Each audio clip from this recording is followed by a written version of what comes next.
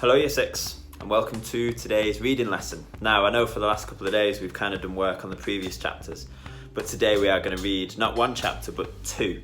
So the first chapter we're going to read, there's some questions but I'm going to kind of talk you through them. You don't need to do those in your book. And then the second chapter we read, there are some questions that I want you to answer, so you may need to pause the video at the right points and write your answer. And then there's a task for you to do at the end, okay?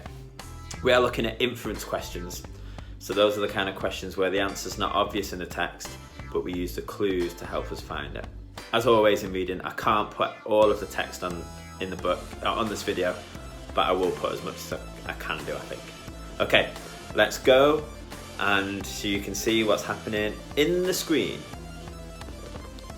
Okay, so like I said, we're looking at inference skills. So these three questions that are on the text now, that you can see now, we're going to do together as we come to them, okay? And like I said, some text will appear just underneath me, but I can't show everything all the times. So, next chapter, Christopher's house. And those are the three questions. Why do you think Mum is keen for Oggy to go to school? What are Dad's thoughts about his son starting school? And how do you think Lisa is feeling during their argument? Christopher's house. I was really bummed when Christopher moved away 3 years ago. We were both around 7 then. We used to spend hours playing with our Star Wars action figures and dueling with our lightsabers. I missed that. Last spring, we drove over to Christopher's house in Bridgeport. Me and Christopher were looking for snacks in the kitchen, and I heard Mum talking to Lisa, Christopher's mum, about my going to school in the fall. And the fall's like the autumn. That's what they used to say, the autumn in America. I had never ever heard her mention school before. What are you talking about? I said. Mum looked surprised, like she hadn't meant for me to hear it. You should tell him what you've been thinking, Isabel, Dad said. He was on the other side of the living room, talking to Christopher's dad. We should talk about this later, said Mum. No, I want to talk about what I want you to know what you were talking about, I answered.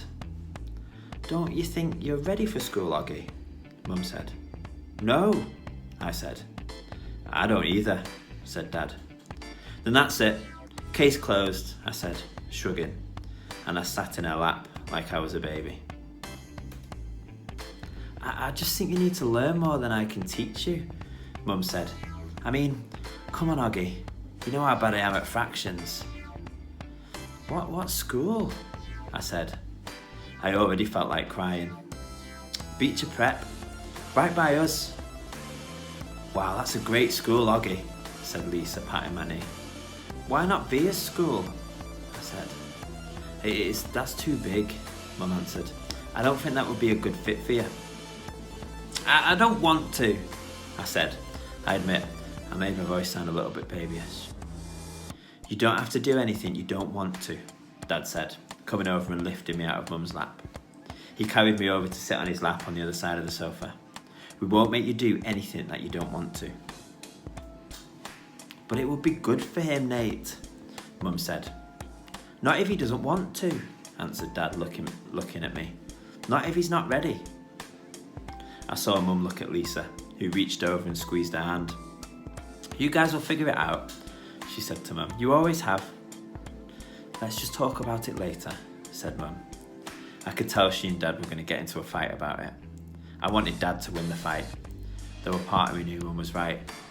And the truth is, she really was terrible at fractions. Okay, so the three questions. Why do you think Mum is keen for Oggy to go to school? Now I know it doesn't say in the text that I just think you need to learn more than I can teach you. Do you think that's the real reason though? Do you think that's the only reason? I don't think it is. So if I was writing an inference question, based on what I know has happened already in the book, I would say something like, I think Mum is keen for Oggy to go to school because I think it's important that he learns to make friends. My evidence for this is because he's only really got a couple of friends, and most of those friends are going to school and drifting away from him. Next one, what are Dad's thoughts about his son starting school? Well, that's more of a retrieval question. Quite clearly it says in the text that it says, when Oggy says, when Mum says, don't you think you're ready for school, Oggy? And Oggy says no. Dad says, I don't think so either. And then finally, how do you think Lisa was feeling during their argument? Well, in the text, it says like, you guys will figure it out, you always have. So that's what Lisa's mum's saying. I think my answer would be, I think Lisa's mum's feeling a little bit awkward. My evidence for this is that she wants the argument to end, so she kind of tries to just say that it will be okay. Now, the next 3 questions you are going to be doing on your own. So these 3 questions are going to appear on the screen now. So I'm going to read the next chapter, which is called Driving, and you're going to answer these. Why does Oggy feel betrayed by his father? What do you think the look is that Mum gives to Dad? And then you could maybe practice giving that to someone else. And then, why do you think Dad always tries so hard to make everyone laugh? So you don't need to write anything for the second question, but the other 3, I do want to see you writing something, okay? So if you need to write it, feel free to pause and read it then. So, next chapter. Just getting it up. Driving. It was a long drive home. I fell asleep in the back seat like I always do, with my head on Via's lap like she was my pillow.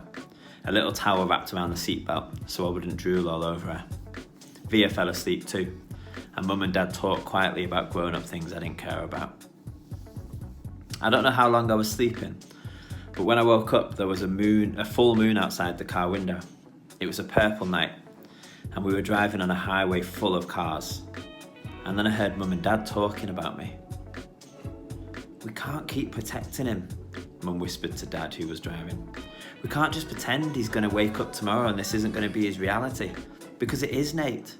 And we have to help him learn to deal with it. We can't just keep avoiding situations that... So sending him off to school like a lamb to the slaughter, Dad answered angrily. But he didn't even finish his sentence because he saw me in the mirror looking up. What's a lamb to the slaughter? I asked sleepily. Go back to sleep, Oggy, Dad said softly. Everyone will stare at me at school, I said, suddenly crying. Honey, Mum said. She turned around in the front seat and put her hand on my hand. You know, if you don't want to do this, you don't have to. But we spoke to the principal there and told him about you, and he really wants to meet you. What did you tell him about me? How funny you are and how kind and smart. When I told him you read Dragon Rider when you were 6, he was like, whoa, I have to meet this kid. Did you tell him anything else? I said. Mum smiled at me. Her smile kind of hugged me. I told him all about your surgeries and how brave you are, she said. So he knows what I look like? I asked. Well, we brought pictures from last summer in Montauk, Dad said. We showed him pictures of the whole family, and that great shot of you holding that flounder on the boat. A flounder's a type of fish. You were there too? I have to admit, I felt a little disappointed that he was part of this. We both talked to him, yes, Dad said. He's a really nice man.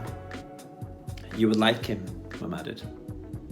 Suddenly, it felt as if they were on the same side. Wait, so when did you meet him? I said. He took us on a tour of the school last year, said Mum.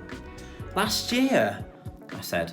So you've been thinking about this for a whole year and you didn't even tell me? We didn't know if you'd even get in, Oggy, answered Mum. It's a very hard school to get in.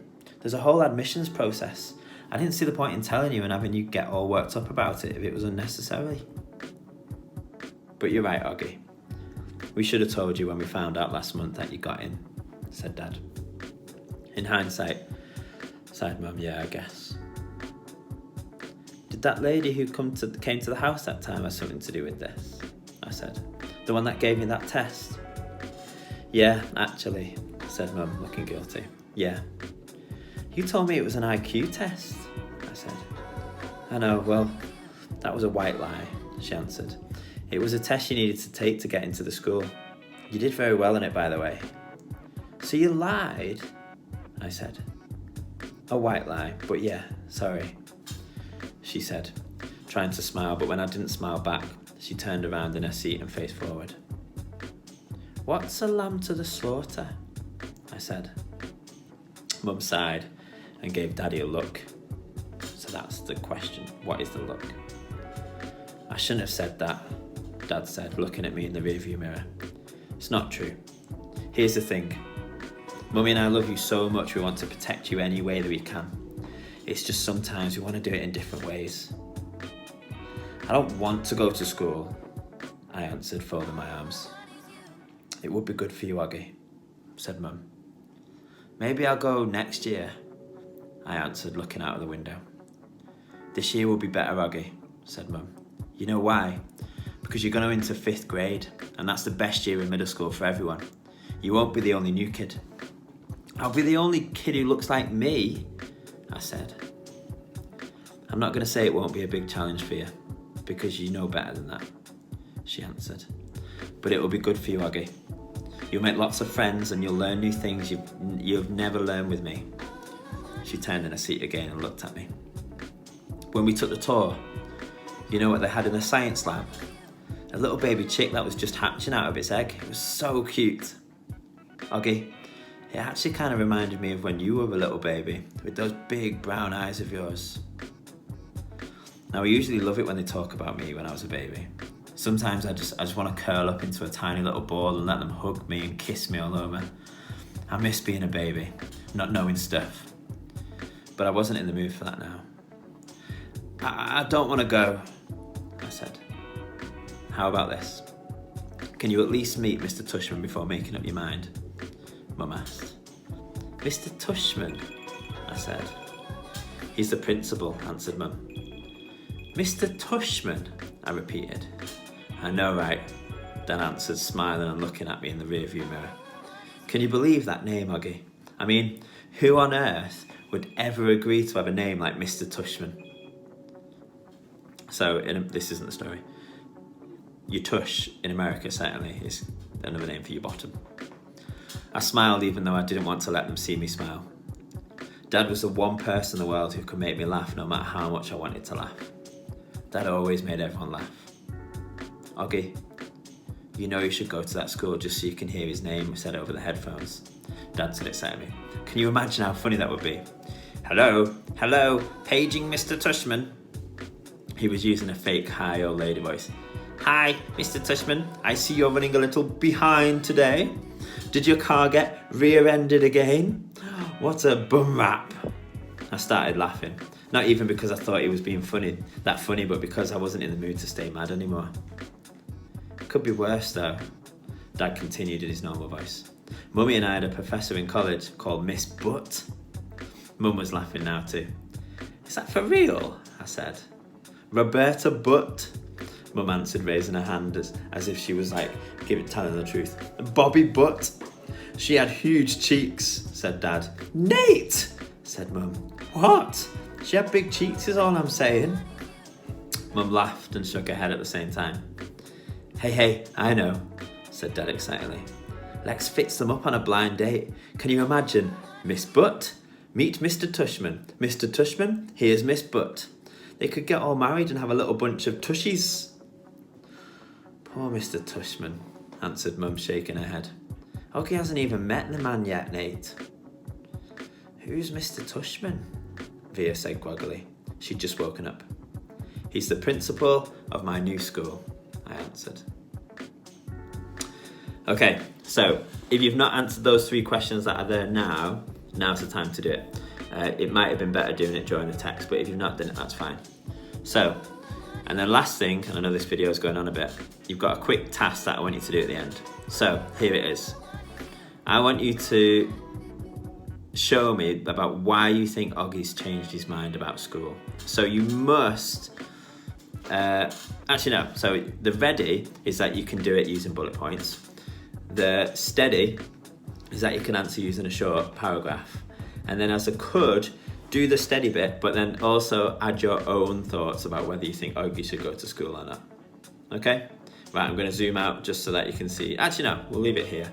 So work hard, get as much stuff as you can done. So you've got those 2 questions that I want you to answer in your book, and then this kind of short paragraph, or if you're doing the ready, you can do it in bullet points.